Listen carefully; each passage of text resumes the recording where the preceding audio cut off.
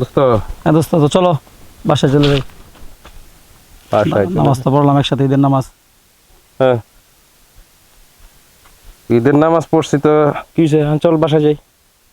না দোস্ত, বাসায় তোর ভাবি বসে রয়েছে, আমি না গেলে পানিও খাইবো না, বুঝছিস না বিষয়টা? পুরো 30টা রোজা রাখছে তো, এখনো কোনো পানি খায় নাই। আমি গেলে একসাথে পরে বসে খাবে সবার, পুরো ফ্যামিলি সবার নিয়ে।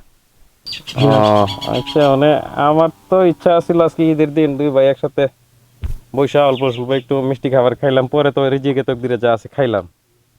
কিন্তু ভাবির কথা বলছো, সেখানে তো আর কোনো কথা চলে না। আচ্ছা ঠিক আছে, যা কি আর করা, ফ্যামিলির তো টাইম দিতেই হবে। দোস্ত ওই দেখছস? আসলে হ্যাঁ, ঈদের দিন আজকে এখানে কি করতেছে? আমার আসলে খুব কষ্ট লাগতেছে রে। চল তো দোস্ত দেখি। একটু দেখি কি হয়েছে।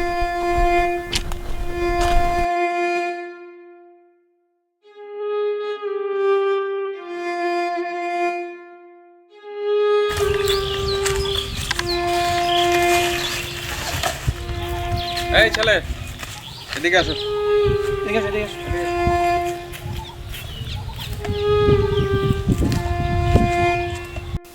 এই ছেলে, আজকে একটা ঈদের দিন, তুমি কই তোমার বন্ধু বান্ধব আত্মীয় স্বজনের সাথে ঘোরাফেরা আনন্দ ফুর্তি করবা, ভালো মন্দ খাইবা ঘুরবা, না তুমি এই বোতল টোতল এটা সেটা টোকাচ্ছ, ঘটনা কি? তোমার কি মা বাবা নেই? কি হয়েছে, কান্না করো কেন বলো? কথা বলো। না ভাই, আমার মা বাবা কেউ নাই, আমি এতিম। আমি এইগুলা টোবাইতেছি দুপুরে, বেচা কিছু খামো দুপুর বেলা। বুঝতে পারছো দোস্ত? না, তোমার আজকে এগুলো টোকাইতে হবে না, তুমি আমার সাথে চলো, আজকে তুমি আমার সাথে খাবে। দোস্ত চলো আগে তার ওটা কাপড় কিনে দিই। চলো, এই যে ভালো ওটা লাগতো না। আসো আমার সাথে, আসো, চলো।